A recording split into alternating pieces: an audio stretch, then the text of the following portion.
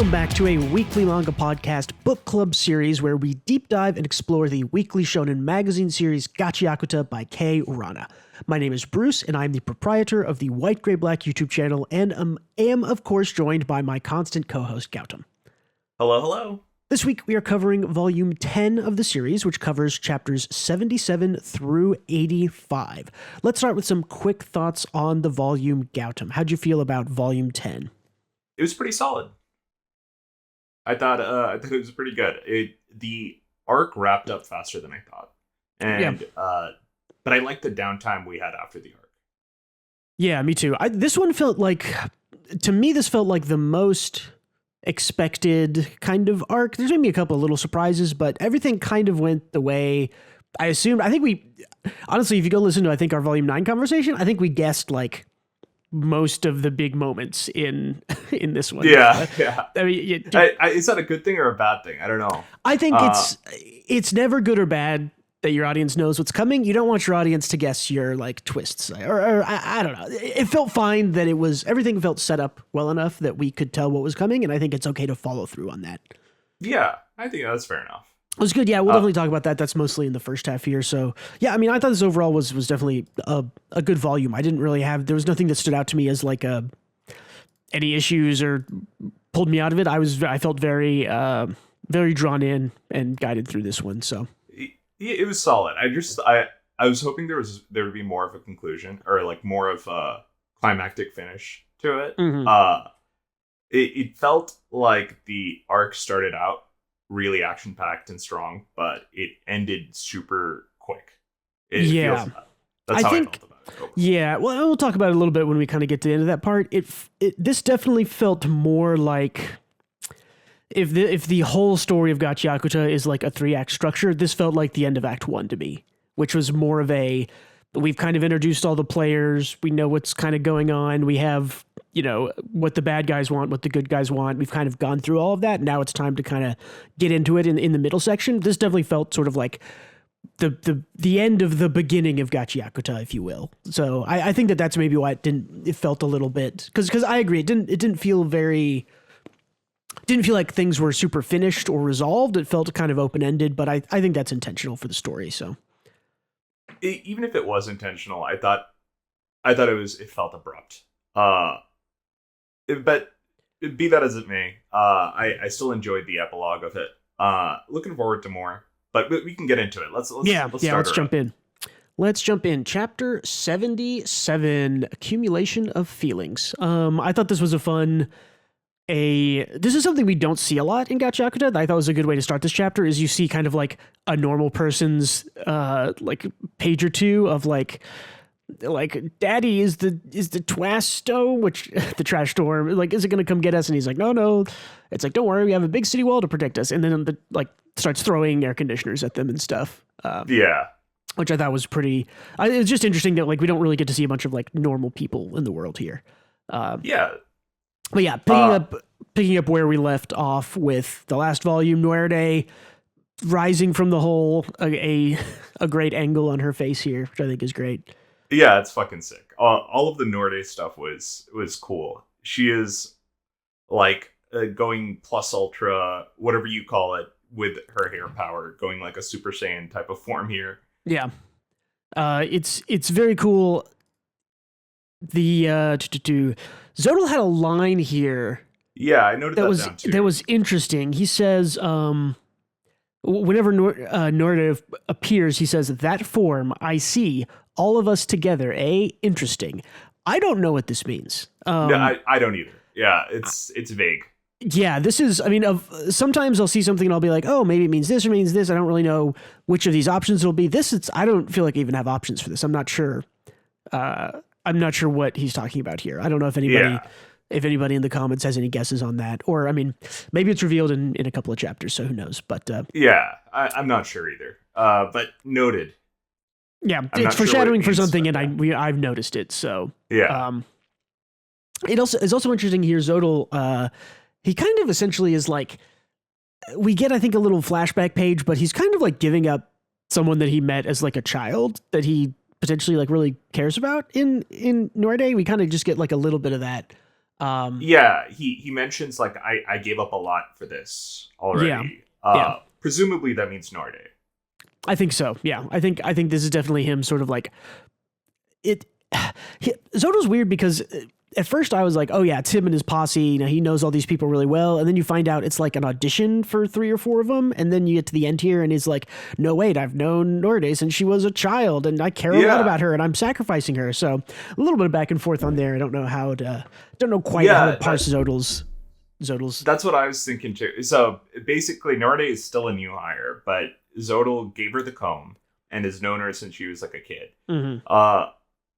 That was actually surprising to me because I thought Zodel was like probably younger than her, or like same age-ish, right? Like or same, you know, yeah, exactly. Late 20s, early 30s, something like that. Yeah, he looks young, and she looks older than I would have expected for her age. But yeah, okay, fair enough. She's in her tryout phase.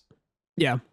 As they sort of escape through the portals here, we get Bundus saying like, Rudo here's yelling about like, tell me where Amo is. You haven't told me where she is. And Bundus says he really doesn't know, does he? Which it implies she's dead, maybe, or captured, or she's in the same place, or I don't know. I don't know what. I have no idea. Yeah, I don't know quite how to read this. Like I kind of mentioned at the top of the episode, it's interesting that these kind of the end of this volume or the end of this kind of arc fight here leaves you with like maybe more questions than you go into the arc with. Like it kind of answers a couple of them, but then opens stuff up and is really like, okay, but I don't. It just like introducing all the bad guys and what they know and what they want to know and what they're after really does kind of open up the world, I think, which is something I liked about this. So continuing on, yeah, here's a little flashback page I was talking about where we see Norde as like a young child and her giving him the comb. She kind of I love this panel. Yeah, it's really the art style shifts in this volume were really good. There's a couple of them in the coming chapters that I liked a lot. And this one Norde is drawn in a much of kind of like a softer light style. And it's very good to show like she is gorgeous and has nice hair, but she's also fucking crazy. Like this compared to this one. And the following one right after this is because it goes from wistful to like crazy, like demonic rage fueled. Yeah, exactly. Which and the juxtaposition of those two is more impactful, going from pretty to wild. But yeah, pretty sick. Last burst, she says, as she does like her big attack. Again, the action paneling is always awesome here. That I think is the end. Oh no, this is the last panel of the chapter here is we see her hair is starting to like burn away and be destroyed. And she's clearly like knows that she's like sacrificing a lot here. So, I think we talked about it, you know, you mentioned it briefly, but like, I like Norde and this feels bad. Like you feel sympathetic for her for like, she obviously loves her hair and having to like go all out and destroy her hair in order to, you know, appease the man who helped her, raised her, has been her friend for years, you know, whatever it is, you know, is compelling for a bad guy to know. So a true one-way feeling that she has towards Zodel. But she also knows that Zodel doesn't really care about her. She's just a pawn. Yeah. I don't know. It's a fucked up dynamic, I guess. Yeah, which I mean, it's the bad guys, so it makes sense. Yeah. Although they are pretty compelling bad guys.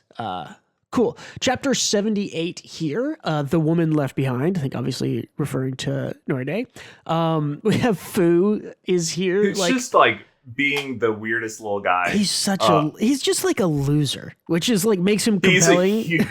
But he's just like such a loser. He's a huge loser, and I don't hate him. I don't know why. He's just a funny little dude. I wrote, Fu, have some agency, brother. Like, do something. Yeah. He hasn't moved from the car area where they all like left. He literally has just like moved maybe 20 feet total in the past 25 chapters. Like, yeah.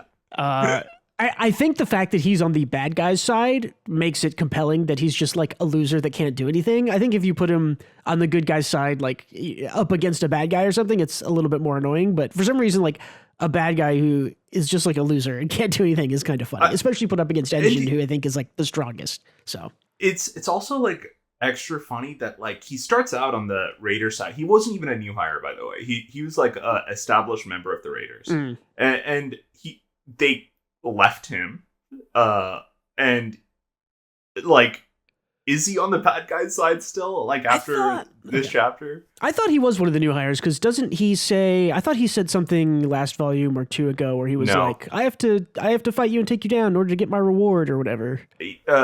He's not a new hire because they mentioned that Norde and Cowboy Man, I'm forgetting his name, Bundus are the new hires. Okay. And he has a line about how he has to keep up with the new hires or something like that. Oh, okay. I think I do remember that. We also get this kind of like dark like voice talking to him here. It's like this to me reads, I think this is like split personality, right? Like Fu is a loser, but inside him, or maybe his whatever his vital instrument is like, you know, evil bad. I'm thinking of like, did you ever watch Red versus Blue, the online Halo series? Like Caboose, like this. Fu strikes me like Caboose possessed by whatever the AI was, where it's like he's just like such a guy. Goofy loser, and then inside him is like a murder robot thing. So that's exactly it's. I don't know what his vital instrument is. I can't really see anything ultra distinct outside of like the shadows on his face. Yeah. So, but yeah, he has like a seemingly competent but evil split personality. Yeah, he says trade places with me. I'm going to take the raids from here on out. It's like if they've given up on you, let's blow this joint. So yeah, I think that's a pretty clear thing there. We get a name. We get a name drop of the portal person, which I don't think we've gotten before. We get the name. I didn't notice. It's it's Thonic, so it'd be Thani. It's like Chthoni. I'm trying to remember my Greek pronunciations, which should be Thonic, which I think it means which means the person's name is Thani. So, again, some difficult names in GACHIAKUTA. Haven't been a lot of easy ones in the past 3 volumes. But yeah, for real. We just got Nerday here, kind of keeping everyone stun locked with her electricity powers. You know, begging for the trash beast to cross the thing. Rudo can still move here, which I think is funny. We get a little bit of Rio, sort of like, again, facial expressions in this is so good. The insane face from Rio here. Yeah, and just everybody's crazy. He's like, maybe I should have killed you because right now I can't move. But of course, Rudo, protagonist powers, can push through and keep moving. I like how Rio notices also of like, shit, like he's still moving. He's just like intense, angry Rudo is amazing. Doesn't show up super often, but he's just like, I'm gonna smash it. And then we get a little bit of a this is an interesting development that I kind of noticed, is that I don't want to be like, this is Deus Ex Machina, because it was set up and followed through, but it's a little bit of sort of like, okay, they lucked out. There was a hole. It broke open. Like, you know what? I'm fine with it. Because it doesn't feel because bad. The villain's Deus Ex Machina is Norde even being here despite the bullets and going Super Saiyan mode. Which it's like Deus Ex Machina versus Deus Ex Machina here. Yeah, a little bit of sort of like planted seeds, but paid off. But not really a fight, right? This is just sort of like an event that happens. So a hole blows open in the big trash beast here, and people start getting sucked out. Again, amazing. Like the page is just, it has flow. It's awesome. The whole, all of the way the words spin, or the way the words bend to like everything getting sucked out here, and that is sick. Yeah, it's super good. The art in Gachi like never misses. This like Nuerde is really compelling in these first couple of chapters, because she, like, the fear on her face here where she's like getting pulled out is like she doesn't want to die. She isn't like, I like the, again, not a mustache twirly villain where it's like, I don't care, I stopped you and you'll all die now, ha ha ha. She's just like, oh shit, like I don't want to die, like I don't want to get sucked out into nothing, like, in the little between area or whatever. Like she literally says, but she's like, no, like she's like, no, I don't want to die, I don't want to do this. And the expressions drawn on her face, I think, are great. I think she is expressing a lot in these sort of like the sort of like fear and scaredness here. So, and then she's still a little crazy, and she does let go and get herself taken out in here. Because her mission is like pretty much complete. Yeah, she's just like, well, I hope stalled. that we're far enough here. Yep, I got them to this point, Zodal, she says. And that is the last page of 78, so chapter 79 here. I had a little note at the end of 78 before I had read on, and I was like, okay, like I guess maybe she's just dead now. But we'll see here. This is a big chapter, I think. 79 and 80 are both pretty big ones. This one has maybe the biggest thing we get. I was worried here when I was reading this chapter because Nuerde gets, spit out into the sky, into the sort of between area. And then we immediately get like a flashback of her. And I made a note as soon as it happened. I was like, we're not like, don't do the Demon Slayer thing. Don't do the Demon Slayer thing where the bad guy is about literally on death's door about to die and you get a full flashback and then they die. That is not what I would like. Luckily, this was just like a page or two. So it was. Oh, yeah. I was going to say they did do the Demon Slayer thing because she does die. But yeah, you're right. It's not like a super. Yeah. But it isn't like, here's my whole backstory and why you should feel bad for me. And then, and I don't know if she dies. We'll have to talk about that. I'm almost certain she does. Okay. Well, we'll have to see. We'll have to see. Yeah, we get just like a little flashback of her, where she like clearly has this adoration for Zodal. Is really what it's setting up of like, okay, he's got some kind of he just knows what to say. Yeah, he says the right things that she needed to hear when she was younger. Yeah. So and we see kind of like the loving expression in her eyes. Although I do really like this because this is actually, the panel on the left here is actually her upside down in the sky, but it could very well be like a close up. It almost looks like it's just a close up of her as a child, with the same looking on with the same kind of adoration, because she's seeing like it's beautiful. It's like total, the border is so beautiful. And then the cool shit happens, and you get we get the Cthulhu man again in like kind of a fetal position. Yeah, he's definitely kind of got, looks like his like knees like kind of pulled up to his chest. I think is what I'm looking at. I call this one the Shinji Ikari meltdown position. Yes. That's what he's in. Yeah. But really cool art paneling here again. But yeah, it's and we haven't seen this since chapter 1, right? Like, so it's been 78 chapters since we've seen this, a good, year and a half of real time. It's here, and then we get, okay, this is where stuff starts to get weird and discussion starting, I guess you could say. You see that like everything kind of goes dark, and this is, I guess this is Nuerde's mouth. I don't actually know. It looks a little different to me, but I think it's her. It's just like the border. That's the Watchman. That's a cool Cthulhu revelation. Man is the Watchman. Yeah. And I think that is like maybe the biggest revelation. Also, this is why she died crossing the border, is presumably what happened here. If it's not, it's just the border has to kill something, man. It doesn't make sense if it doesn't. I think this is the Watchman here. It let Rudo pass at the beginning. I wonder if that is because you either have to have the whole Watchman set to pass or just parts of it. Yeah, that is the theory that I think as soon as it's revealed that if this is the Watchman, the theory basically is if you're wearing one of the Watchman set, you can cross the border. Like that, I think is the simplest, most straightforward explanation, and why Rudo was able to cross, right? Like he was wearing the gloves, he could cross. So the same thing with the Necronomicon that dude had, that dude stole. Yeah, Angel guy. Yeah, and before he had the Necronomicon that the angel that he stole, he took Amos' boots, which probably let him cross as well. Oh, he had Amos' boots with him. Yeah, when he came down, I guess. Yeah, that makes sense.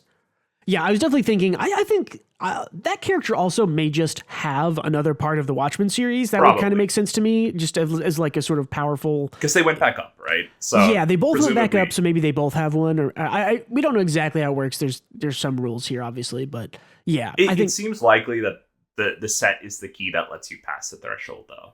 Yeah, I would think so. And I think that it makes sense as we're told that the Watchmen who made the Watchmen series is this like singular, incredibly strong person who has, all this anima. This is the only way to sort of fill up things like that. But I wonder. Well, he turned into this big Cthulhu monster, so clearly, broke him in some way. Well, I don't know if the Watchmen would be used to be a human, got really powerful, some world event comes, he splits the world into the sky and the ground. Like maybe that happens, or maybe the Watchman was always this big powerful guy, and the Watchman just like did something to the items, maybe as they fell through or as the trash fell into him or something, and like powered them up. I'm not sure if it like started as a human or not. That's my. It's more likely the former, because it's the Watchmen set is all like human sized. Yeah, well, I mean, but if and the latter is less satisfying. It makes less sense. Yeah, I don't know. I mean, I it's hard to know because we don't know a whole lot. But yeah, it's still open for sure. But yeah, it could be either. I do think it's likely it's probably a character we maybe meet in a flashback who maybe like used to know Rudo's dad. Maybe it is Rudo's dad, but probably not. I mean, this is definitely a big reveal. It was very cool. It's also interesting because this information is revealed to us, the reader, and no other character gets this information in these chapters. So we now know that the thing that stands between the trash ground and the sphere is the Watchmen, and that is connected to the Watchmen series that we've learned about. All of our other characters in the story don't know that, because Nuerde learns this as she dies, right? As the Watchman does. The only characters probably dies, but I see that could know it are like the boss, because he probably knows everything. And Zodal maybe knows. I don't think Zodal knows. I feel like this is something that he would have made more clear. He seemed like, because he was doing experiments and stuff, I guess he might know, now that I think about his experiments. The reason is he's trying to make fake Watchmen items, right? To cross the border. Because he that's why I think he might know. Now that you say that does make sense. That he might be making fake Watchmen items because he knows it's the Watchmen between. Or I think at very least he knows that he might potentially have the knowledge that having a Watchmen series item lets you cross the border, right? At the very least, I think he knows that. So, this is the other part I want to talk about that's really interesting is Rudo is looking out of the hole, and then you get sight of this black kind of blink flash, and then Nuerde kind of like falls down. She's saying like, and he kind of said saying it's like, what are you saying? She hopped across the border before us? Like, never mind that. Tell me Zanka and Guida haven't been blown away. It looks like everything just went dark for a second. I don't know what happened here. I have some theories. I think it's just the Watchmen killing her. So, but I think that's what Rudo saw. But here's the thing. If you assume, I guess if you think like, okay, she is higher up and crossed the border and gets wiped out, but then why? I don't know. This, I think you're right that this probably is just like the moment the Watchman takes action against Nuerde, right? Right. But then the other question is why? I guess we could address this at the end when there's like a little bit of a break. But I have some questions about this, so we'll definitely get back to them. This is another interesting thing here is that Engine has some other secret, which of course he has secrets. He says like, I guess I'm going to have to use this, which we don't know what that is. He has some kind of secret weapon. Maybe I'm going to guess that it's 100% possible for a person to have more than one vital instrument. That we haven't really been told that, but I think like Rudo has it. Rudo will know. I mean, Rudo has like a different kind of power, but I think it's very possible for one person to love two items, right? Like that doesn't seem out of. Maybe he has a piece of the Watchmen set or something, or maybe he has a bomb. I don't know. Yeah, I mean, it could literally be anything. I don't think it's just something as simple as a bomb. This seems like something we'll learn about later on, like that he'll reveal that he has something in his bag that is important. But now we get back to Guida, who is kind of our heroine at the end here, who's fun. This is kind of stuff. It's fun here. It's like, oh yeah, like of course, what were we thinking? Like we never had to worry about Guida getting sucked outside. And then she asks, she's like, bro, how far do I get to go this time? And he says 3, but no more than that. Got it. And she says, okie dokie. And then turns into a giant monster, which, we guessed this, which it makes sense though. And she looks cool. This looks very Soul Eater monster. Like 100%. I wonder what a 3 is, like what her max size is I'm going to guess it's out of 10. That makes the most sense to me. But yeah, her 10 is like full on huge kaiju form. Yeah, like big as a city or something, which would be which who knows, but she even says here is like maybe I could have gone bigger, which that kind of implies that 3 out of 10 is like less than half of how big she could have gone. So, but I think this is sick. I think this is cool. Again, this is one of those things that we guessed, but it doesn't take away the fact that we guessed it. I just think it's cool. I love how it looks. It's like a dinosaur. It looks great, and it's simple. It isn't like it isn't like over designed or complex. Like a lot of the, and I don't necessarily dislike it, but a lot of the designs in GACHIAKUTA are like pretty complex. I mean, like the stuff that Noirde's wearing and stuff. And this monster, this Guida monster is like pretty simple and straightforward, which I also like. The diversity in designs in GACHIAKUTA I think is great. So yeah, it's fucking sick. Let's see. Let me see if I had any more notes here. Yeah, monster time. Okay, cool. Chapter 80, the power of protection. Guida like puts her monster body into the hole so nobody else gets sucked out. Zodal is kind of down here on the ground. It's like the trash storm is fading. So tell me, what gave you the idea that you could cross the border on an imitation trash beast? He says, up until now, no one has crossed the border and lived no matter what they tried. What made you think that it would be possible for the imitation trash beast? And Bunda's kind of like, oh, it's a trade secret. And he says it had the power of protection. So like we were talking about, I think this implies to me at the very least, Zodal knows that the Watchmen series will get you past the Watchmen. So which makes sense. Exactly. And in this case, like he made like a fake Watchmen series fidget spinner as like a protective ward for the beast, but it didn't work. Yeah. Yeah, I think he definitely knows. But yeah, we sort of get the destruction comes through again, big action things. Where are my notes? Yeah, Rudo. This is another place where here's where they kind of start attacking the core. Another style change, like I mentioned earlier, that I thought was really cool. This is very that's sick. It's comic booky. Yeah, very like marker. Like this was definitely done, I think, with just like a thick black marker, and like which is kind of not how you would usually draw manga. But we also get the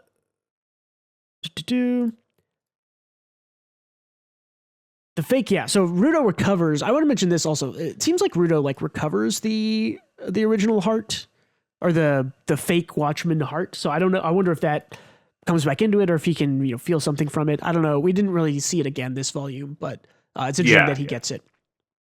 Everything starts kind of falling apart. Everybody, I like this. Like it's like somebody grabs Zanka and it's just like the big cute monster mouth has him. And then Rudo sees Amo's boots, which he ends up recovering at the end of this chapter. And we get the big kind of, for the cleaners, this cleanup is done. And I'm surprised Zodal left those boots behind, considering he wants to recover the whole Watchmen set. Yeah. I mean, he does have a line about it that is like, it's fine if the cleaners have these items, we can just steal it. He's like, later. We know where it is now, so we can go get it when we need it, which is like, that's like a bad guy thing, right? It's like, we let them have it. As all according to Keikaku. But so kind of one more chapter here, which I consider kind of like the final chapter of the arc. This is 81, No Time to Rest. I thought this was funny. This is good because there hadn't really been any jokes in the past three or four chapters. Pretty serious the whole way through. And then we get like everyone on the ground on the trash. Suddenly they're like, oh my God, it stinks. Where's my gas mask? Like, which is funny. I like that we went straight into a joke. Rudo, I like Rudo trying to parse this out too. As much as he's kind of a good boy idiot, calls everyone a turd face kind of guy, I like that he's kind of sitting down and thinking here. He's like, let me think. Like, he asked if I wanted to take down the sphere with him. He said, I was in a little game of friends. I think this is another interesting line, because I think that this, I'm going to expound this and make a prediction. I think this means that Zodal knows the angel guy, and that this is they are the two sides that are kind of fighting against each other. The cleaners are in the middle of it, not really on one side or the other. Maybe they are.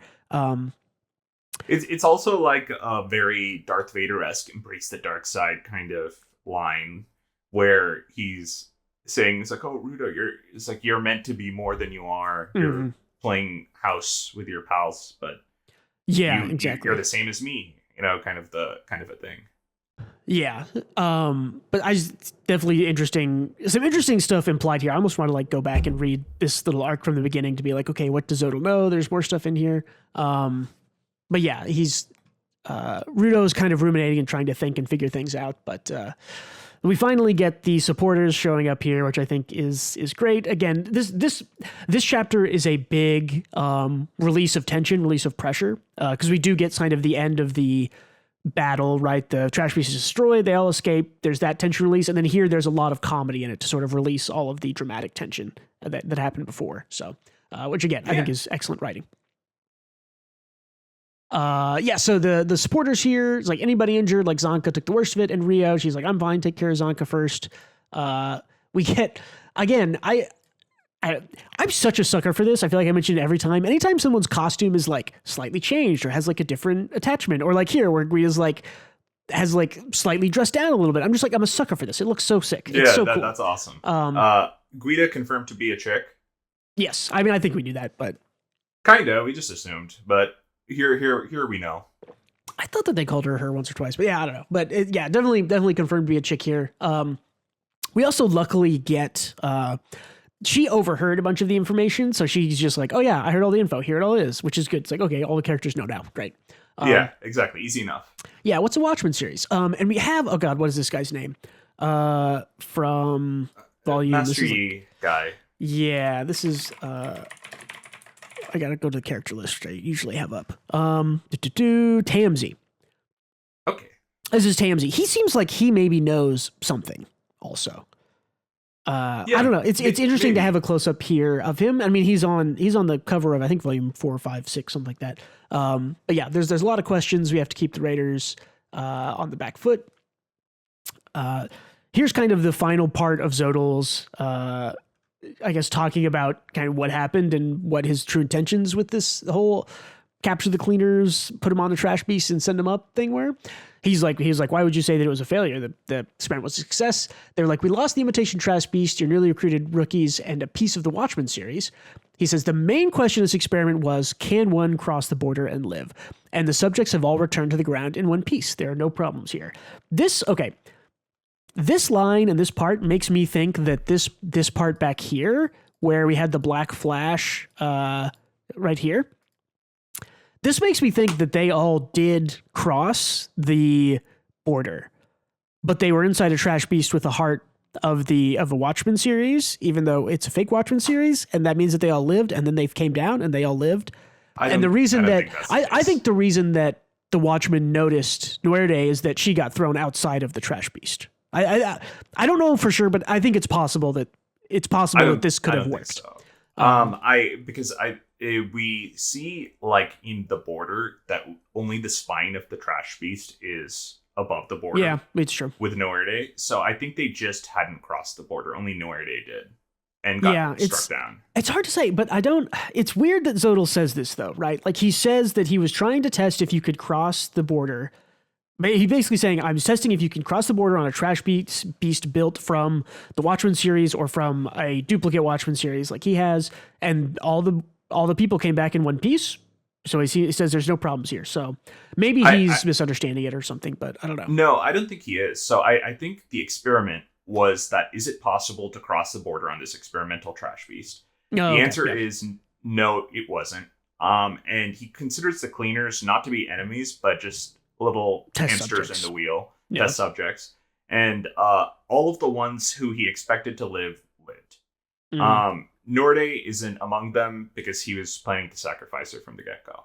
Or at least he doesn't super care. But yeah, or he doesn't care. Yeah. Yeah, but it definitely, Zodal kind of doing more monologuing here. We get Bunda saying, oh, you really only see some as guinea pigs. Yeah. This, again, another interesting reveal here is like, as far as imitation trash beasts are concerned, I have already prepared one for a real journey across the border. So maybe, right, he's just saying, like, can you build a trash beast that can fly up past the border and it doesn't get destroyed by the Watchmen? Maybe yes. Maybe maybe it's only people that fall through. Maybe that's what he was testing. That kind of makes sense. I think he was testing the fake Watchmen pieces and the beast got destroyed. I think for the real one, he'll probably use a real Watchmen set piece. True. very true. That's what I'm guessing here. Yeah, he might. Yeah, he might already have built one, right? If he's already collecting the Watchmen series pieces, maybe that's what this other. Yeah, he has a backup beast, is what he was saying.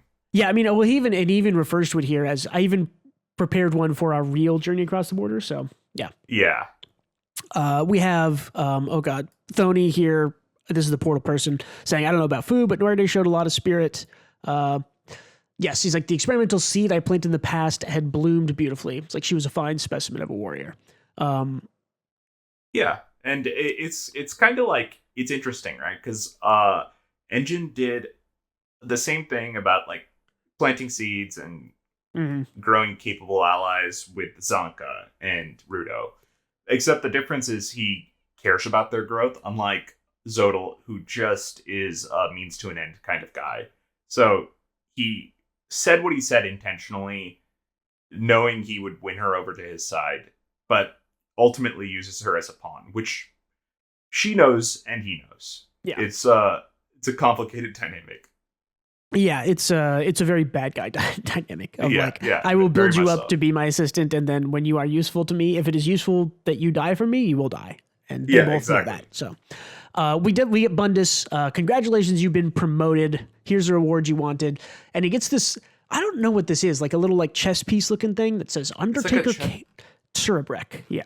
Yeah, it's like a religious, it's like a little religious figure type thing. Is what it looks like. Yeah. It looks like a chess piece as well. Yeah. Bunda says, I've been looking for this for ages, some kind of antique. It's like, I expect you to continue to use your powers for the good of the Raiders. I'm truly honored.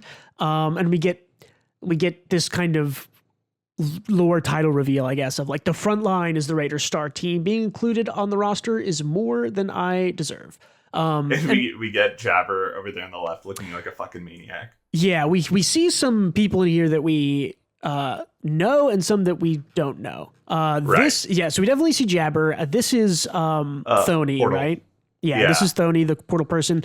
This is a new person, but I assume we're going to see them decently soon. But this isn't some kind of new girl, and there's definitely 2 or 3 others, and I don't think this body behind the line here is Thony, so there's maybe another one here, but...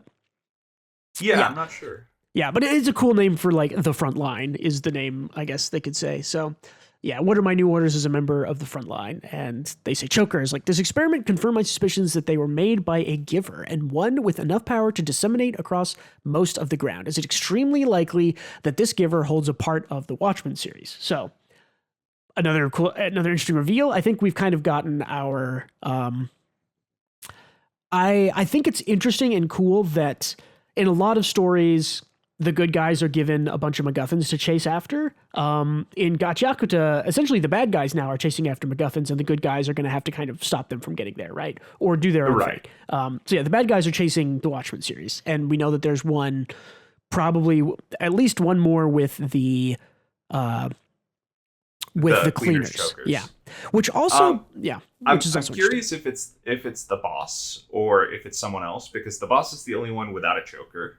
And the Watchmen series are powerful items, so maybe it's a boss, but it could be this, like, blacked out figure on the bottom left instead. Yeah, I think is implied to be this. In the past, in GACHIAKUTA, when there have been kind of shadowy figures, it has shown us real characters, as opposed to, like, not a real shadow and then somebody else. But, yeah, this also, so I'm thinking back now to the early volumes when we first get to Cleaners HQ and people seem to like kind of recognize the symbol on Rudo's gloves, right? Like I want to say the big boss and maybe Semu like recognized, they were like, oh, those gloves, that symbol. And it also seems to me that Engine maybe recognizes and knows what they are. So and maybe they recognize it from whoever this person's Watchmen series item is. Very well could be. Yeah. Yeah. So this is kind of the end of this, the end of the chapter here. This is, okay. I agree with you. I think it's very likely Norday is dead. This other character seems like another, like, of her, like, battle sisters, right? It's Zanka's girlfriend from his arc. Oh, is it? Yeah, like the number one. Are you sure? I thought that she had dark hair. Katana? No, she was blonde. She has that katana from the arc. Yeah. Yeah, she definitely does have the katana. Oh yeah. Yeah. Okay. Yeah. No, you're right. It definitely is. I was thinking about this and I was like, oh, interesting. Because I thought that was like, oh, this is like one of her battle sisters or something that found her here. I was actually confused too. I thought that was like, I'm like, did Norde burn up her hair into a perfect pixie cut like this? But no, then I remembered it was the trick from Zanka's arc after it saw the katana. Yeah. Yeah. I will say, as just as a bad faith argument that maybe Norde lived, she appears to have landed on a giant pillow. So oh, true. that's the thing that kind of like, if she had landed and it was in a bunch of rubble, I'd be like completely dead. Sure. But they like literally that's she landed on a giant pillow. So it's like, maybe she lived. I don't know. I really hope not. I think she should have died at the border crossing to show that people died at the border crossing. Yeah. I also, okay. Another brief argument for why I think she might be alive is again that point that I mentioned where she knows that it's the Watchman that's there between the 2 points and no one else in the story knows, but we as readers know. If she's alive, that allows her to tell people in the story that the thing between the 2 worlds is the Watchman. Like, and that for me is maybe the biggest reason why I think she might be alive, is simply to disseminate that information. But I hope she's just dead. We'll see. I think I think it would be a bad writing beat to keep her alive. Yeah, if she is alive, I would see her being like blind and unable to walk, like something like that, maybe, right? I don't know, but yeah, but I think it would just imply that the border crossing is not as bad as they made it out to be. Yeah. We also get, so what I thought we saw here was when we saw this picture and I was like, oh yeah, this is Zanka and Engine and Rio and one of the supporter guys. Then we saw this and I was like, oh, I guess that's Zonka's. I literally think I made a note in my thing. I was like, oh yeah, that's Zonka's eye. But by the time we get to the end of the volume, that is not Zonka's eye. But it makes sense why the girl is here now, right? Because the Hellguard's here. Yeah, because the Hellguards are here, and this, as we learn by the end of the volume, this is Zonka's mom, I think we can say, or sister, I think. Right? I said dad. I'm not sure. Oh, I don't know. Yeah.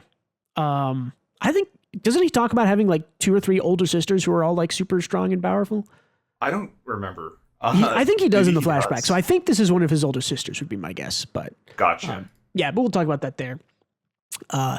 And then we get kind of this final, like, you know, we'll end this by heading for the sphere, Rudo in the car.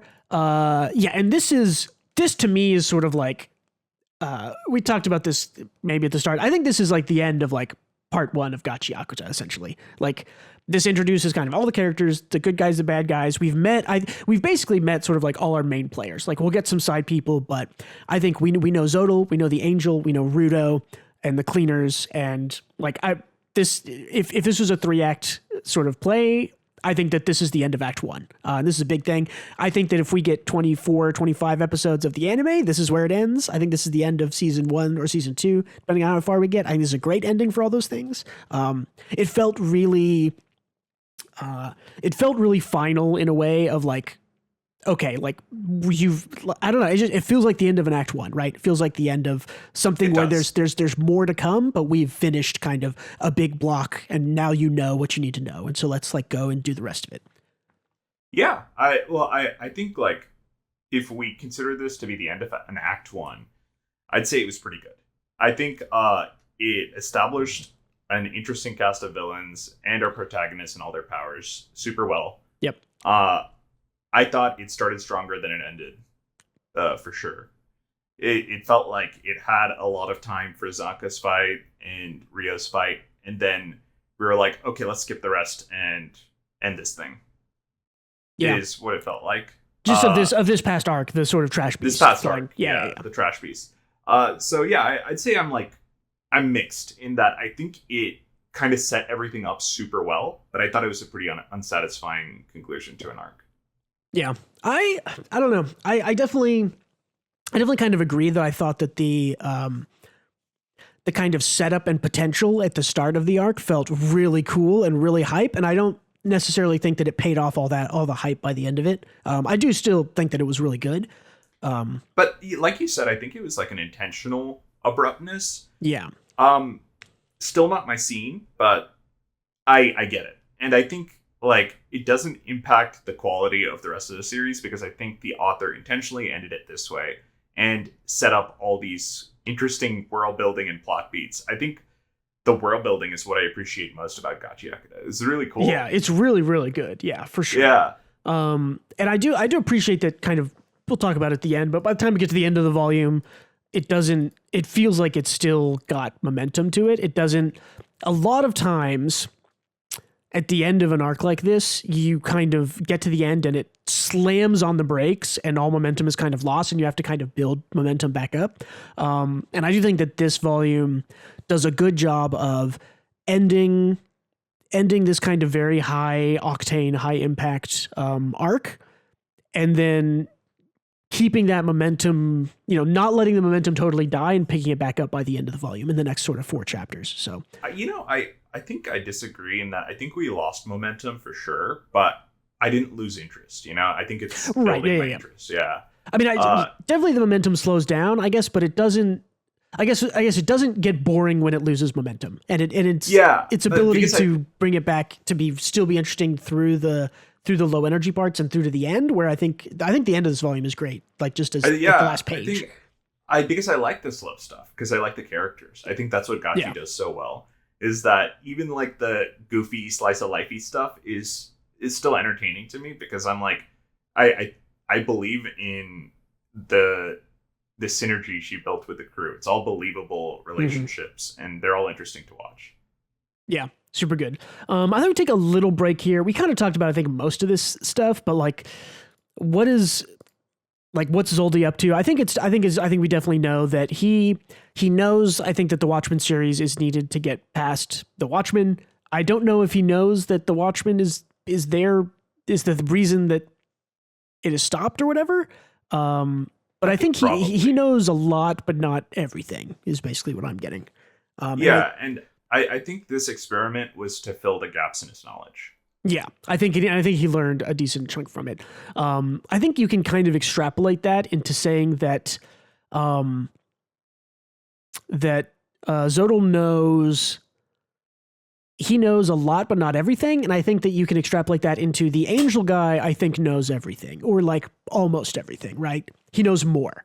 It seems to be my impression, because Zodal seems to kind of be, because he's the bad guy also, right? He seems to be trying to kind of like force his way across the barrier, build a giant aggressive trash beast, fly up there, destroy the sphere. He wants to kind of get up there in like kind of a big aggressive way. While the Angel and his partner, we see they just kind of like, they very peacefully get on their wings and fly past the Watchmen, right? And I think that sort of extrapolating from what Zodal has shown us and going back and looking at the Angel and his partner, I think it is more and more likely increasingly that those are good aligned characters. I can't say 100%, but it seems more likely to me now that those are good aligned characters than bad aligned characters, even though we see them. Raiders? No, the Angel and his partner, right? The guys who gave Amo her boots. I think Zodal is like gray alignment, and Angel is like pure evil alignment. Oh, really? Okay. See, yeah, I'm on the other side, because I would say it's more likely that Angel is good or gray aligned, and Zodal is the bad guy. But it'll be interesting. I definitely think the Angel is the villain, especially at the beginning, because he killed Regto and stole the Necronomicon and watched Naruto's execution and whatnot. Yeah, that's definitely the part that throws a wrench into my thoughts, because in order for that to be true, Regto would have to be like a bad guy or allied with a bad guy holding that book or something, or maybe he just accidentally had it and was, fate of circumstances. But I don't know. It'd be interesting to see. Regto probably knew stuff, right? It seems likely, yeah. Maybe like a mafia guy who's like out of the family business is like, I'm going to retire and raise this kid kind of situation. But I also think the Angel is battle line because he didn't really help Amo. He just gave her the boots. He just passed along the boots from the... we mentioned earlier that he brought the boots. He actually didn't bring the boots, now that I'm thinking about it. He stole them from the guy. Yeah, from the guy. That's right, yeah. He didn't help Amo in any way. He left her in that tower and... They did beat up the guy a little bit. Like... Yeah. Aside from beating up the guy, I think... he didn't help Amo's situation, really. The guy is still alive. Amo killed him. And I think it's just kind of manipulating Amo is what he did a little bit. Yeah, very possible. Yeah. That's why I think he's probably the quote-unquote evil-aligned guy. Yeah. Zodal and crew are a bit too likable, and you're not wrong. And I think for that reason, they're probably going to be the gray aligned side of like, we have a solid goal that is morally like justified, but we're going to use unjustifiable means to get there, kind of a character. Yeah. If this, I will say, because Urana worked with Okubo for so long, if this does follow the sort of Soul Eater Fire Force pattern, I guess you could say, of who's the good guy, who's the bad guy, and how does the story end? I don't remember Soul Eater super well, but I read Fire Force fairly recently, 2.5 years ago. Kind of very minor spoilers for Fire Force, but in Fire Force, you know, you have good guys and bad guys for the first 250 chapters, and then by the very end of it, they're both working together against another sort of a third party force. Something tells me that that's likely going to be true here. I think we mentioned that. So. I think we mentioned that at the start when we were introduced to Zodal also, of like, well, he seems like a bad guy, but I think it's going to end up with them kind of working together against some greater force, whether it's the Sphere or the Angel or what. But yeah, I could definitely see that. If you look at like every one of, we can say that like maybe Zodal is the biggest extremist, throwing away his pawns, all that shit. But Bundus, Jabber are both like independent contractors with their own motives that aren't really evil. Like Jabber is a scumbag, but he's like a battle maniac, right? He's just a crazy person who wants to fight everyone. Yeah. And Bundus just wants his own shit going on. He's not evil at all. He's just opportunistic. Yeah. It'll be interesting. I don't know. I think both options are good, but I'm excited to see where it goes. The notes here basically just have like, I'm pretty sure it's the Watchmen series stuff is what kept Rudo alive when he crossed the Watchmen. I agree. Yeah, but I made a note here. You see the Watchman's back, right? Like when Rudo's falling through. Like I was about to go. Yeah, I want to see. Hold on, I want to see. Like I think as opposed to Norde, who is facing, like the Watchman is facing her, in the Shinji Ikari meltdown position. In Rudo's fall, I don't think the Watchman was even looking at him. Yeah, well, I was about to say, I want to go back and see the panel where we see the Watchman and Rudo falling from chapter 1, just because I want to, it just seems like as good as time of any to kind of compare and contrast that kind of moment. I'm going to grab it here in just a second. Chapter 1 is very long. Throwing him off, son of a killer, almost here. Boom, the darkness. Yeah, okay. So here's the image from chapter 1. Okay, yeah, so he's sitting in the same sideways. position. It is the same position. Yeah. But yeah, so I don't know. It's so I think that just implies that the Watchman isn't paying attention to him, which means that Rudo probably has access to pass the border in some capacity. Or essentially that if you're wearing, or maybe even just like near a Watchmen series item, you're invisible to the Watchmen, right? Because for some reason. Exactly. It's like if you don't have access, like then the turret like locks onto you and starts shooting, right? But if you have like the key card, then the turret won't pay attention to you. It's like that. Yeah, exactly. I mean, I don't know. Interesting. Like you said, the world building here is awesome, and I'm excited for no other reason than just to learn a little bit more about the Watchmen and how all this stuff works and where it comes from, and the ancestors and Zodal, and yeah. It's interesting to see that sideways sitting position, because I couldn't even parse that. No, it looks weird the first time you see it. You aren't even sure like what it is. Yeah, but it is definitely the guy, the same thing we saw. It is the same guy sitting in a different way. Where is it? Yeah, for sure. Yeah, for sure. It's they're just in different positions, which is cool. I mean, it's also cool because that potentially implies, from a kind of world building standpoint, that the Watchman maybe exists in a singular place.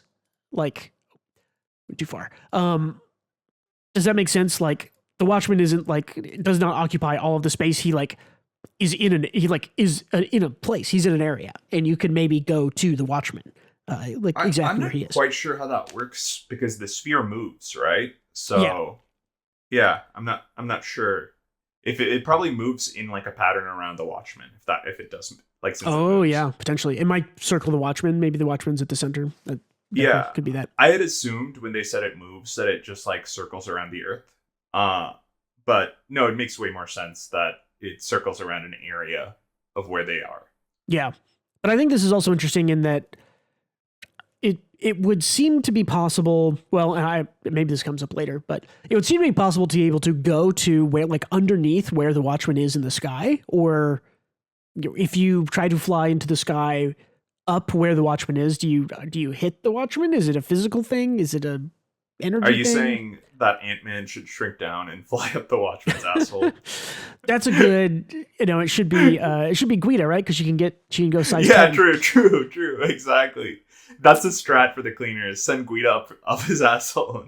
No, I guess what am I trying to say? I guess I'm trying to say if you have a map of the ground world and the trash heaps, there should be a position on that map that is directly below the Watchman, right? Yeah. And it's interesting to think about, what does that mean? So yeah, it's just like weird like eldritch monster that's in the sky. Yeah. Like, what's it sitting on? Clouds? I don't know. Why is it touching the ground and maybe we don't know that it is, or is it? I don't know. It's interesting to think about. I think it's a cool world building thing. Yeah, it's neat. Cool. Let's get into the sort of back half here. Chapter 82, aptly named Rest. We are kind of coming down from big action here.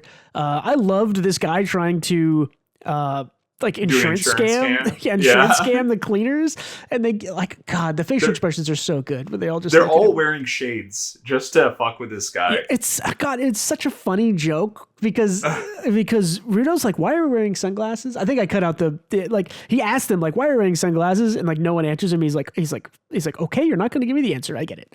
Yeah, fair enough. Which is very funny. Yeah, with this, something that I love. I mean, we mentioned a lot. A shonen, like a battle action shonen without humor is worse. And this one has humor and it's better for it. Like it just is good. So, well, they all have humor. Just some of them are funny. Yeah. And some of them are not GACHIAKUTA is legitimately funny, which I think is great. Again, we have casual clothes cleaners, which I'm a fucking sucker for. So every time I see this, I'm like, I love the drip. Yeah. I love Engine is the greatest. He's literally wearing flip-flops, like flip-flops, and I don't know, it's great. I love the sort of idea of like giving flowers and oh god, what's this guy's name? Delman. Yeah. I thought that was a sweet moment. Yeah. Yeah. He's very Armstrong coded from FMA. For sure. You're right. I didn't put that together, but you're right. He's very Armstrong coded. Yeah. Which is very cool. They talk about sort of medicine, Zonka's recovery. Engine kind of, is this right after? It's like, yeah. Rudo, I think, is like doubting if he should go in and even see Zonka or whatever. And he's like, what are you talking about? I love this panel. It's great. This sort of like peaceful. Yeah. And I like this because it's like Rudo doesn't, I think, the rest chapters that we have here, Rudo is struggling to be there for people. Like he doesn't know. Yeah. He wants to be there for people, but he doesn't know the right way to do it because, like, being there for Zonka is very different than the character who he is supporting, like, in the next few chapters, right? Yeah, Zonka, the headstrong, like, takes accountability kind of guy. Yeah. Yeah, well, and it is proof of the good writing in this series in that it is much harder to support someone who has had sort of an internal failure of I tried to do something and couldn't do it because I wasn't good enough, as opposed to just like I messed up, like help me do my big project. And it's funny because he did a good job regardless, right? Of being there for Zonka, as we see here in a bit. But yeah, definitely. Engine kind of gives him this, like, he fought against weakness, crawled his way back up. It's like if a guy can keep fighting against himself, it'll take more than that to break him. I like this. Again, Zonka to me is rising up the ranks of, like, he's like the second MC at this point. Like he has like the most development. He's yeah, like he could be the MC of this story potentially, and it would still be a good story. So you're right. Yeah, Zanka is like our sleeper protagonist. Yeah, essentially. He's very much just like, if you like don't jive with Rudo and think he's like too crass and you don't like him as a main character, it's like, it's okay, you got a second one. Here's Zonka over here. He's a little bit more serious and straightforward. So, but yeah, if I know him, he can make something of himself that's more than genius. That's, obviously the kind of thing that he was struggling with that we talked about a couple of volumes ago. This is a funny ending too. I thought, oh man, this like we have someone here. It's a fun way to reintroduce Remlin to the story. Yes, and GACHIAKUTA has been really good about this so far of bringing characters back around that you thought were maybe like one-offs. Like the Doctor comes back, Remlin comes back, the supporters on stuff all come back, which is great. I think that it helps the world feel more alive and that you keep running into the same characters and they were people you liked. So. I also like Remlin. I think she is a funny design and like the perfect snotty little kid character. For sure. Yeah, so it's nice seeing her back. Yeah, and we get this is I think the end of the chapter. It's like something about a spell that got cast on him. Yes, and then we get to chapter 83. This is Remlin kind of like apologizing and is like, hey, so I guess I cast a different spell on you. It's like I saw and I thought because you were so serious it would be funny to not cast the same spell on you. And she goes, go like this. And he goes, huh? This is fucking hilarious to me. This is like one of the funniest jokes in the whole series. It's just like it's the big arm. Dude, have you seen like there's a SpongeBob episode where he wants to be strong and he has like these inflatable arms that like mimic that look just like this, and the same thing happens where like a hole gets popped in it and it loses all of its air and he flies away. This is some real cartoon moment right here. I love it. Yeah, it's also funny because this works for me as a joke and doesn't disrupt the story because those kind of like protect you from one hit tattoos didn't actually have anything to do with what happened to them inside the Trash Beast. Like that wasn't. It worked it saved Engine's ass though. With that said, did it? In which part? It was during the Amo part when he gets hit in the back by Delman's. That's right. Hose. Yeah. Well, it saves all of them during the Amo fight, right? Because they all fall down like 10 stories. Yeah, that's right. It does, and like one of them gets stabbed by something, and the thing saves them. Yeah, but it didn't. But it didn't really matter because in the Trash Beast part, it didn't really matter. But I thought this was hilarious. I also. Again, Zonka is great for like still like actually laughing at this, like and not taking it too seriously. I think this is great, a great diffusal of tension. Just like I never met somebody who'd attempt a thing like that on me. It's like no, it isn't. Like those spells are nothing but insurance. I'd never go into battle presuming I could count on that kind of safety net. I ain't good enough. That's all. What a cool disposition. Zonka again being the biggest Chad character in the series. It's like a mindset where he is hard on others, but even harder on himself. Yep. And he's very much about like his own personal, like others may be there to help me, but if I'm not good enough by myself to do it by myself, it doesn't matter. It doesn't matter if I've helped. He's taking accountability. He's not like externalizing and saying, oh, you didn't put the right tattoo on me. I would have won otherwise. Right. Yeah, for sure. Which is like a big change than we saw in his flashback where he was blaming, a bunch of other stuff early on. So. Zonka rules this chapter because he just has a lot of big emotional moments. He's like, I'm still too weak. It's nobody's fault but mine. Doesn't matter how much I hear the words, I'm sorry. I got no intention of accusing.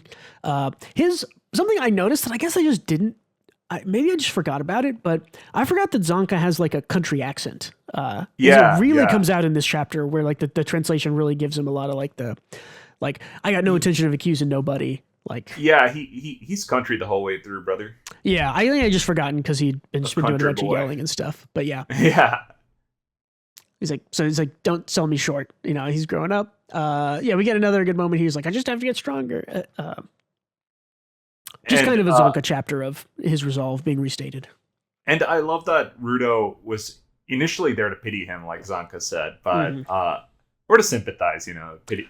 I feel bad you lost is why he was there. But he feels no pity because Zonka's disposition doesn't need pity, right? Yep. He is ready to take action as soon as he's recovered for the next big thing.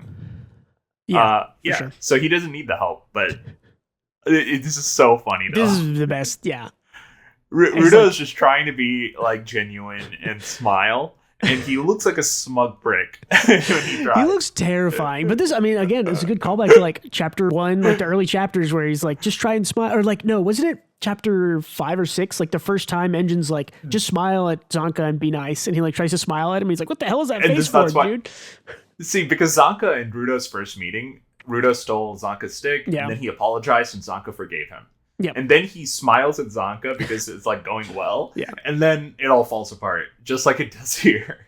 Yeah. He's like, what's the facial contortions? You really think I'm... Yeah, like, kind of the same. It's a mirroring of that happening, because it just kind of happens again here. Yeah, because he looks like such a smug prick about it, even though he's just trying to be genuine. Yeah. I love the little doodles. I love the little doodles down here of Engine and stuff. Engine and the other guy. Yeah, we skipped over it, I think, briefly, but we got a name drop of the healer girl. Her name's Isha, which I don't think we had that before, but maybe the armorer sister. Yes, where her name was dropped. I think last chapter. Before. Did we? Okay, I couldn't remember if we got her name as Isha yet or not. But yeah, chapter 84. Here we go. 2 more chapters left. Some get well gifts. This is a nice little talk between Zanka and Engine again. A lot of this falling action is about Zanka. Like, basically 3 chapters of it are basically about, like, dealing with Zanka. Zanka really does feel like Urana's favorite character. Yeah, for sure. So far, at least. It definitely feels like the sort of, like, second, like, almost like a dual protagonist type thing at this point. Just with how much kind of development he's gotten. It doesn't feel that way, like, completely, in that Zanka is still not the protagonist, but he has had a lot more screen time and exploration of the character than any other character outside of Rudo. Yeah, for sure. I also love this, that he's still got his kind of love for Engine. He's like, personally came out of his way to bring me this. I'm going to die of gratitude. Yeah, they do a little bit of talking here. Like, talking about how, like, Rudo needs to get a clue, figure out what he's forgetting. They both kind of realize Rudo needs a little bit of help. And then Engine falls asleep. Like, which... Yeah. This is perfect, man. Like... Something, the characters we mentioned always are so good in this, and part of what makes them good is the writing never betrays the character to drive the story. Like, in this situation, to drive the story, you probably just want these 2 characters to be awake and talking to each other, but that doesn't matter because Engine's a shithead and he's going to fall asleep in a bed, and he does. And that is more important than driving the story, which I think is great. Yeah. He's kind of like Gojo in that he's hot, but he's more like Kakashi from Naruto, in that he is hyper competent and serious when he needs to be, but otherwise he's kind of just goofing around and buying porno mags and shit. Yeah, he's very chill most of the time. Yeah. We get Rudo making goofy faces looking at Remlin. He's a good kid. He's such a good kid. Yeah. Like, he just wants to help out Remlin, who's feeling sad. Yeah. I mean, we have his new resolve of saying, I'm gonna, help my friends and, do what's best for them before my own things. So this lines up with that. But we do get Zanka here that kind of points out, like, hey, there's a thing you need to do. Have you thought about it? Like, are you going to go look for Amo? Like, that's like, you made a promise to her. You, like, reached out your hand and did all that jazz at the end of the Amo part. So you need to go look for her. Zanka's a good mentor to him. Yeah, he is. Which I think this gets me excited, I think, for when Engine becomes more of a character, because there's a flow. There's a flow of, like, mentorship, I guess, from, like, Engine to Zanka to Rudo. And the flow also kind of goes up a little bit where, Rudo, they talk about it a little bit here, I think, where Rudo, like, Rudo's kind of resolve of being like, I'm going to, help my friends out and help the cleaners before I have to go and do my own thing. And Engine mentions that to Zanka, and Zanka's like, the kid needs to know when to be real or whatever. But I do think that there's a flow of teaching kind of down from Engine to Zanka to Rudo, and then there's kind of a hopeful, like, emotional core up from Rudo to Zanka to Engine. So I'm excited to get more Engine, because we have not got nearly as much of him as we have of Rudo and Zanka. So, and, like, despite me liking Engine, there's, like, an arm's distance between the viewer and that character, because he's mysterious and we don't really get him yet. And he keeps like having these little secrets that like get hinted at, like the thing in his bag. There was, I just keep seeing him like Urana will like show us his eyes at certain moments where it's like Engine knows something or is looking at something and we aren't really told much about it. So yeah, he's an enigmatic figure despite how much we see him. Yeah, like, we don't, for sure. Because he has the cool, relaxed facade up a lot. And then we see him get serious every once in a while, but we don't know what makes the character happy or sad or anything like that, right? He's still an enigma. Yeah, and he seems to have some other motive, right? Like, why was he there when Rudo fell? Was kind of like the big first question, and we've kind of asked that in the story even. But yeah, exactly. I really like this part at the bottom here where Zanka's like, it's like, if you don't know how to do this, like if you want to help the kid, like, and you don't know how to do it, you've got plenty of examples here to follow, which is kind of what we've been saying, right? Is that Rudo has all these father figures in Engine and this guy whose name I'm forgetting. Yeah. One of the Gris. Gris, yeah. And Regto and people like that. So I think this is like great advice. Sad Remlin here. Also Rudo, like you mentioned, being a good kid. He's like, I don't know how, I won't ask you to teach me how to draw, but I want to get to a point where I can draw a picture without humiliating myself. So I'd like a few tips, and I didn't get to see where your art is in Canvas Town. So if there's time, I'd like you to go check that out too. And she has a fun laugh and yuck. Yeah. And then and despite not knowing what to do, she says, oh, you know exactly what to do. Right. Yeah. She's like, you're doing it. Yeah. And I think it's like a sweet moment because you see when Zanka is giving him the advice, it flashes back to the flowers and he's like, I'm glad. He mentions that he's glad Rudo isn't just all about revenge because it would be such a waste. Yeah. And it's clear that despite being clumsy at his attempts to cheer people up, it's not really about saying the right things. It's about showing you care in the first place. Yeah, and for sure. That's what Remlin mentioned right here, that he did know what to do. And Zanka felt the same way because the flowers meant something to him. Yeah, even if Rudo thought it wasn't enough or wasn't right because they weren't real or whatever, but yeah, for sure. Or even if Zanka bitched about it, right? Yeah. It still meant something. So yeah, I think like the moral is more so that like just trying to help people is sometimes just enough. I think that's a sweet message. Yeah, it's awesome. Yeah. Very last part of the chapter is like, I'm assigning you all on a mission. You're on a field trip to Canvas Town. And then we get the last chapter, volume 85, field trip. There's a funny thing where Guita challenges Remlin. She like grabs this feather that falls and it's like, I bet I can get more feathers than you. Kind of childish fun here. You know, and it's kind of funny. I think Guita and Remlin are kind of similar in that they're both like little gremlins. Yeah, for sure. Both little goblin children. We flash back here and see them kind of all drawing together, the kind of quote unquote kids. The boss man comes in and is just like, so you're going to go on a trip. He's like, all right, this is Rudo drawing Regto. You might say it's artistic. He can recycle and reuse, but he doesn't have the power to create. That's savage. Yeah, absolutely. It's like, oh, you can use things other people have done, but you can't create. It's like a great way of saying your drawings are shit, brother. Yeah. But we get the kind of lore reveal here that back in Canvas Town, there's a place where all the past kind of people who have had the pen vital instrument that that Remlin has now have kind of made their kind of big mural impact that, shows the spellcaster's heritage or whatever. And it's time for her to go do that. For generations, spellcasters have been putting their thoughts, ideas, and anima into big pictures on the wall in Canvas Town. That's how they record their history. It's a good tradition. This image is going to be the biggest awesomeness. It's Remlin's turn to do that. So the boss man, Corvus, sends them all off to do it. You're going on a field trip to Canvas Town. And then I thought this part, again, was really funny. Lots of humor in the back half here. It's like, besides, like, Rudo, you're the oldest member of the group. You'll keep them all safe, won't you?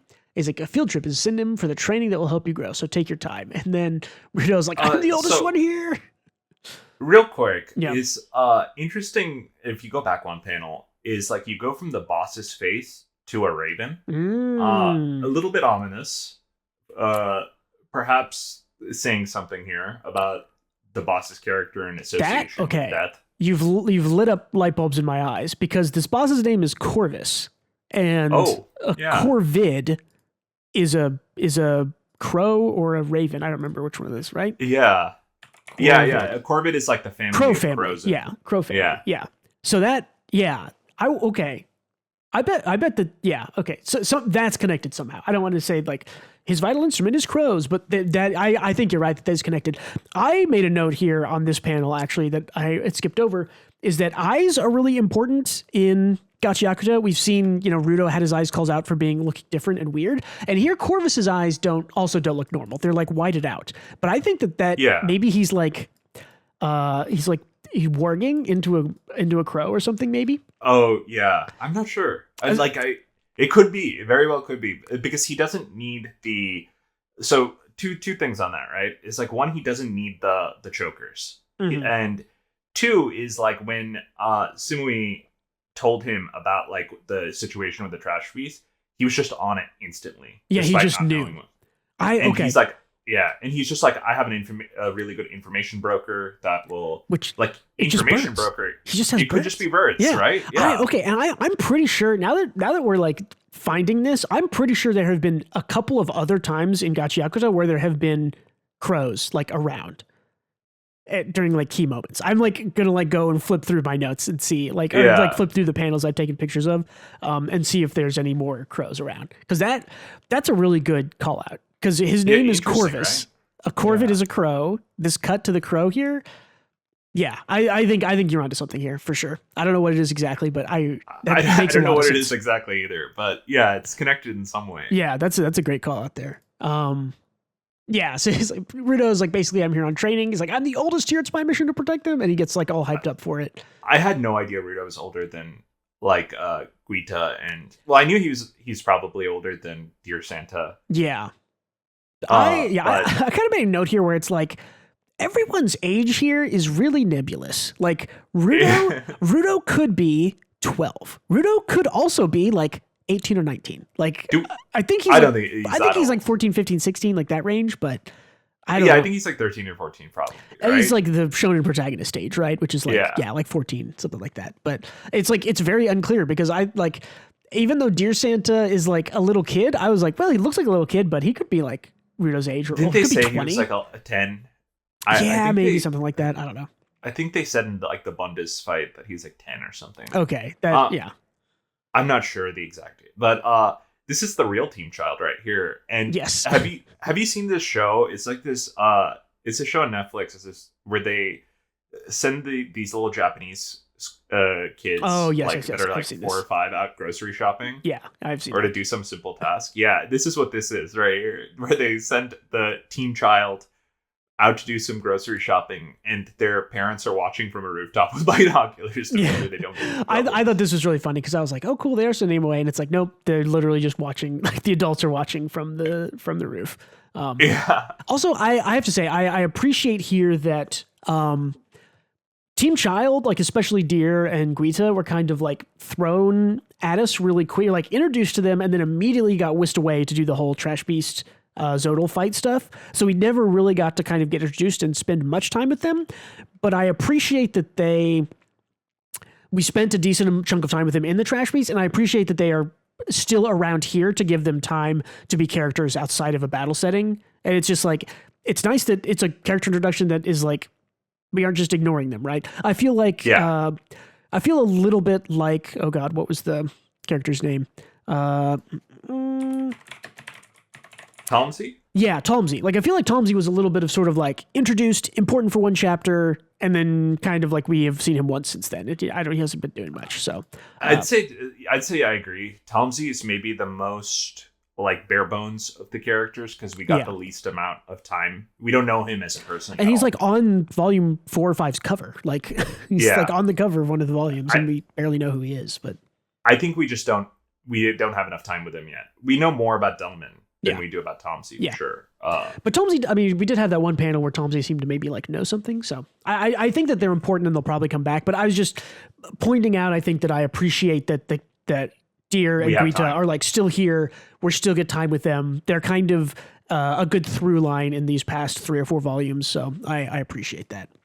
I think we got like some development. Like we, instead of fighting we instead got development with Bro Santa and Dear Santa, so we kind of understand them as characters. For sure, and their relationship got a lot too, so.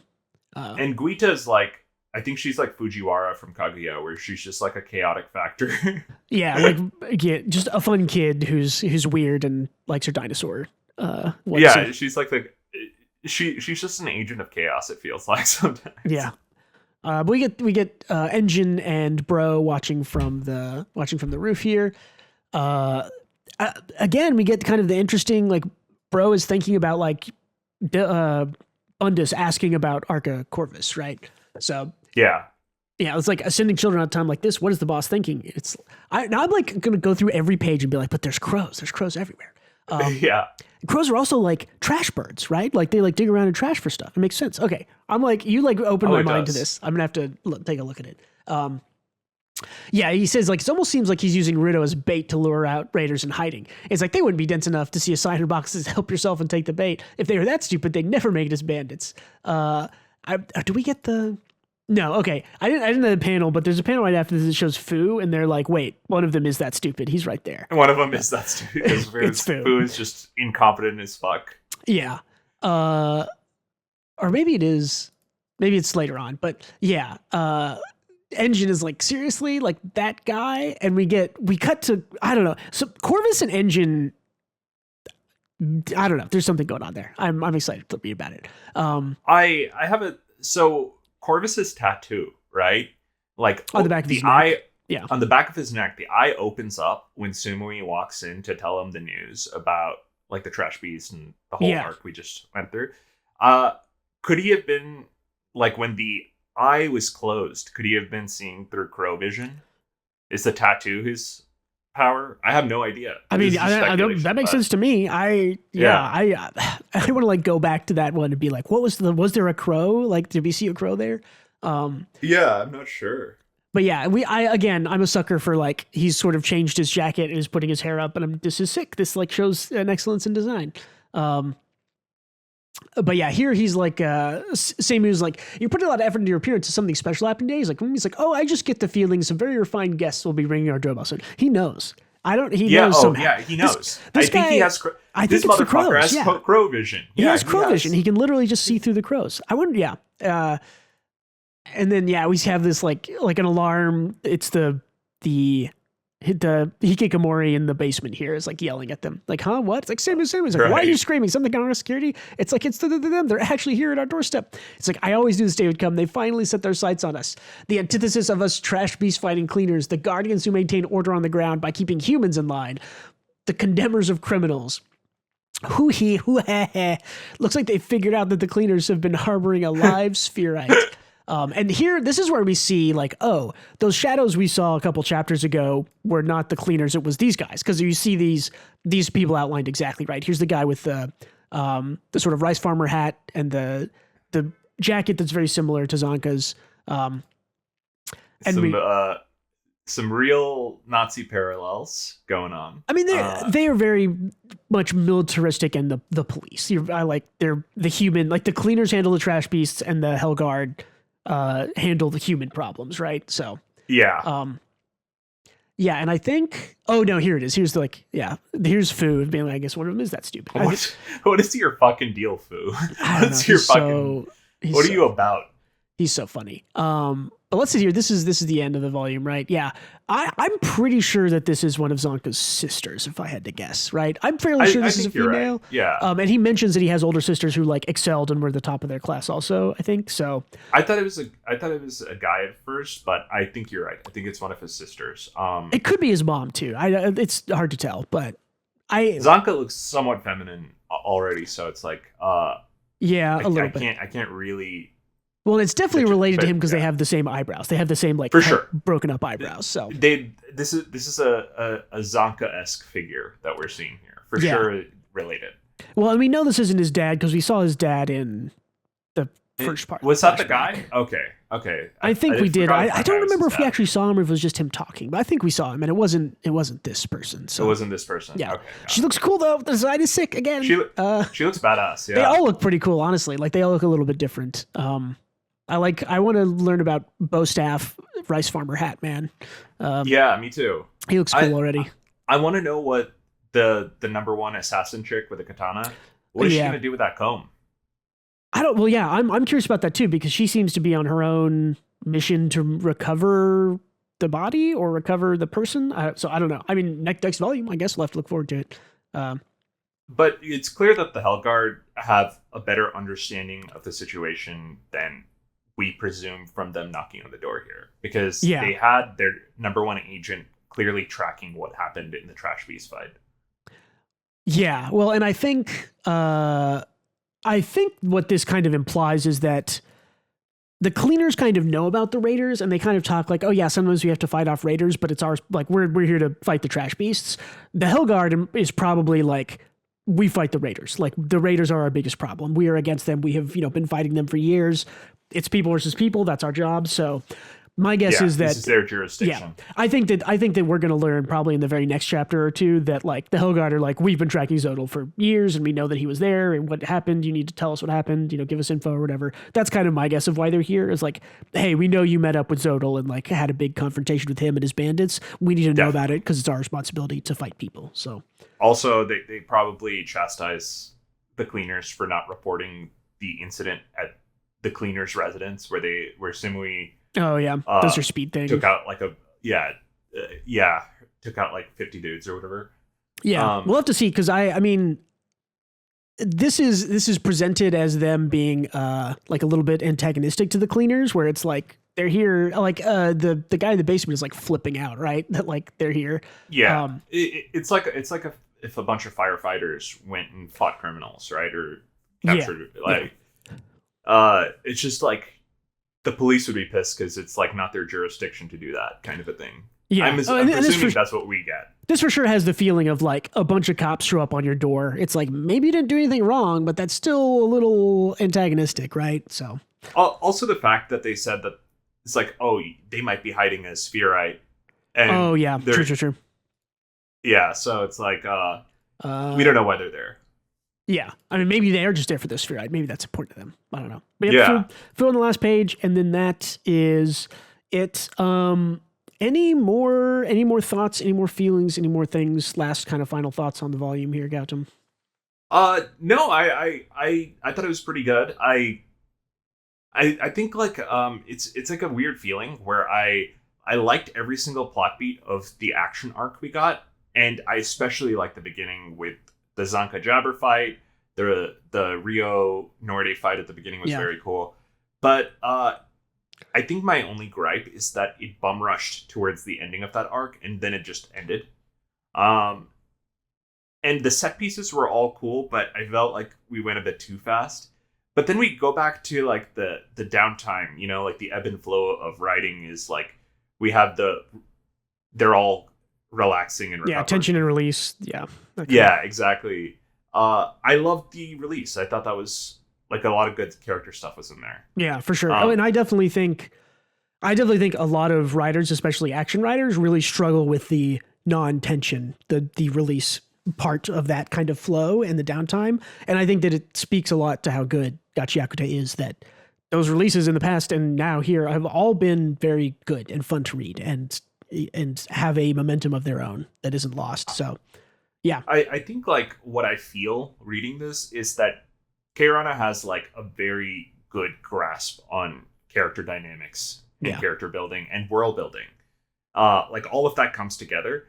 I think she struggles a bit in, I guess, action pacing is what it feels like. Yeah, there's a little bit. Yeah, I kind of agree. I still think GACHIAKUTA is like blowing my mind. Like I think overall the series is like sitting high at a 9 out of 10, like, kind of up and down depending on chapter and volume, but I still am really, really enjoying it. I think that she maybe struggles with, or maybe not even necessarily that she struggles with, but I think as a reader, the things that I struggle with that sound as similar as what you are is that sometimes it feels like there needs to be one extra chapter or a couple more pages between some of the events. Sometimes the events are really squished together. Sometimes they're more spread apart, and it isn't always it doesn't always feel like the right amount of pages basically for everything that's happening. Sometimes it feels like there needs to be more, sometimes less. Like it's kind of... I completely agree. And I think that's my issue as well, because I like all of the plot beats, even in the action segments, right? They're all cool. Like Engine drilling his way through. That's awesome. Like, I just wish that we saw some of the connective tissue there, and it didn't feel like going from scene to scene. But and I wish we saw Bundus properly fight because he's so cool. I a little bit more. Yeah. I definitely thought. Well, and I wonder this.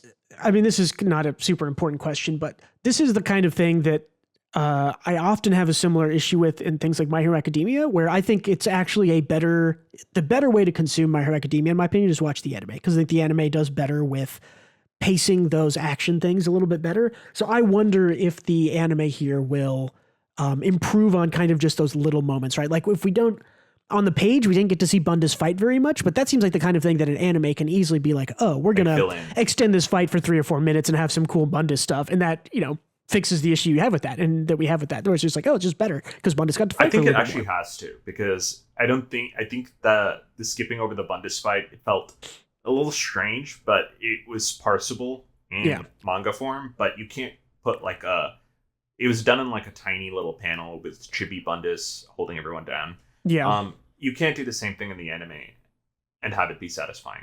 True. So I think the anime will fill it out. I think that's a good point. And I think it makes me more excited to see the anime because it's Bones and they're an amazing studio. Oh, they're fucking great. Yeah, they're perfect for this. And this, I just think like if they can capture the sort of like the style swaps and the because like doing those style swap things, like we've seen stuff like One Piece do that, right? Where it's like, oh, we're into more of like a light and dark style as opposed to an animated style, or the Gear 5 stuff. Like those kinds of like style switching in anime are, in my opinion, even more fun and impactful than they are in manga, like GACHIAKUTA, where I really like them anyways. But yeah, I mean, I do really hope that the anime expands on those couple of scenes where you wish that there was a little bit more or less, and it makes me excited to see it because honestly, like I think it will. Like I think Bones is good enough to know to do that, to know to expand fights a little bit. So. I think Bones might be the best studio at the moment. Like after Mob season 2 and 3. Oh yeah. It's like that's fucking insane what they pulled off there. Yeah. And Gachi is like so their vibe and completely. Yeah. From the shows they pick. Yeah. So this is like a match made in heaven, honestly. Yeah. Super excited. Let me see if I had any final thoughts. Yeah, I mean, I thought this was good. This was a good volume. I like, as much as we've had some complaints, like I don't think there's been a bad volume of GACHIAKUTA. Like even the ones with some issues are like, so this is a good ass series. Like I still am enjoying it a lot. I thought this was like you mentioned, this was a good resolution to kind of the biggest arc we've gotten, the big trash beast fight, kind of reveal of one of the big bads, at least in Zodal. I thought that it ended well. I thought that the questions raised and the sort of MacGuffin setup were all good. I liked the cooldown stuff at the end. I liked the release and all the stuff there. I liked the cliffhanger. Yeah. I think Zodal is a really good villain. Yeah. Speaking of him, I think he's really compelling on screen. I appreciate how much Urana puts into the world and the foreshadowing with the Corvus stuff that we noticed just now. Yeah, I didn't even notice it. You noticed it, but it makes perfect sense of the connections. So yeah. Like you noticed, like it could be like warging or like chromancy, where he's like seeing. I'm like, that actually aligns so well that he can see through Crow's eyes. Like, I truly do think this is all speculation, but I really think we're right on that one. It's got to be something similar to that, right? Like either it's the crows or he's giving the crows vital instrument. That's why he never has it with him because the crows have it or something. I don't know, but some final things on the volume. It definitely feels to me like the world is opening up now, especially with these like the last 2 or 3 pages here. I think seeing the Zonka's flashback with the Hellguard and now bringing the Hellguard into the main story in the current time, that I think connects stuff. Seeing some flashbacks with Norde and her kind of battle sister area, that I think the world is expanding now. And like I said, I think this feels like the end of Act 1 and the start of Act 2 are both in this volume. And the start of Act 2 seems to be expanding the world, kind of bringing together, again, like just more world building, more connections between our main characters and the greater world outside, which I think feels really good. This is like, I really like this cliffhanger at the end of this volume. Like I really like the reveal of, the Hellguard. Like I think that's sick because we know about the Hellguard, we've taught about them, and we don't have to be introduced to them. We're just told they're here, and you're like, oh, I know a little bit about them, and that's cool that the like official ones are here. So, yeah, I think so too. and it's cool to see. I have one more prediction, I guess. Okay. I think Amo's definitely alive for sure. Surely.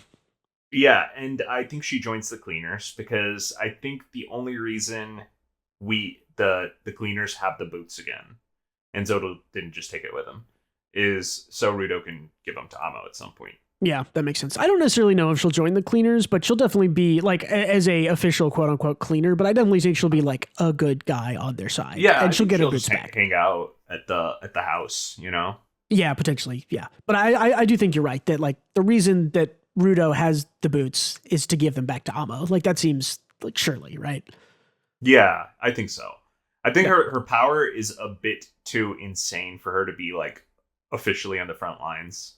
Yeah, that's kind of how I feel too. It's like she doesn't really have a good like combat power it's kind of like an all or nothing. Either like she mind controls the strongest people and is amazing, or she can't mind control them and she's dead. So yeah, it's the Aizawa problem that Hero Academia had, where is like this dude is just too good at dealing with everything for him to be kept around for too long. Yeah, for sure. Yeah, I mean, like I said, I think the story's about to open up. I think there's going to be more politics, more people, more locations going forward. That's cool to see. I'm excited to get into Act 2 here, and I hope that we spend some time in it. So, yeah. Anything else, Scoutum, Volume 10? Yeah, I suppose, like, I hope we see more Rio's battle competencies. Mm-hmm. Because I think she handily lost her battle against Norde. It was a bad matchup, but we didn't really see her fight with her weapon, like her scissors. So I hope we see more on that front to see. We can see a little. She does fight for a good chapter with her scissors against Norde, but yeah, but like we saw that she can just cut things with her scissors. I know Zonka doesn't have any extra tricks. We'll see development there, presumably, but I'm sure Rio does, right? Mm-hmm. That we just didn't get to see because it was a bad matchup. Using scissors versus electric girl doesn't work. So I'm hoping we see more of Rio's like capabilities outside of just cutting things with the scissors. Yeah, I think we're definitely set up for like coming up in this kind of middle part 2 area. Like I think more Rio backstory.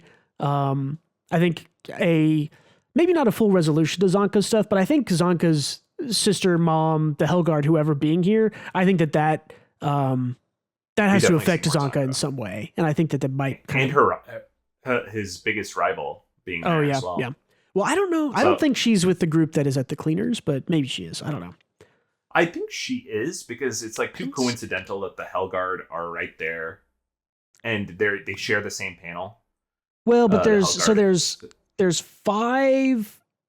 5 people here, and let me go back to.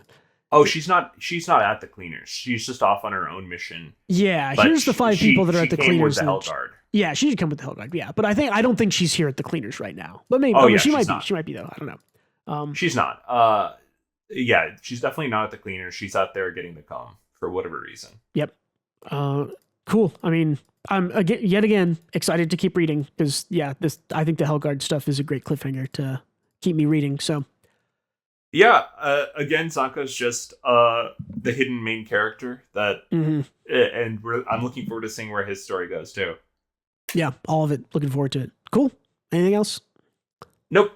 Let's get out of here. Hey, thanks again, everyone, for listening or watching. Next week will be Volume 11, and then the week after that, Volume 12, and we are technically caught up on published volumes at that point, unless they get Volume 13 cover out, in which case I can make a nice little thumbnail like this to look at. So stick around, more discussions coming up. Of course, be sure to check out Patreon if you want to support what we do, get some more book clubs throughout the year.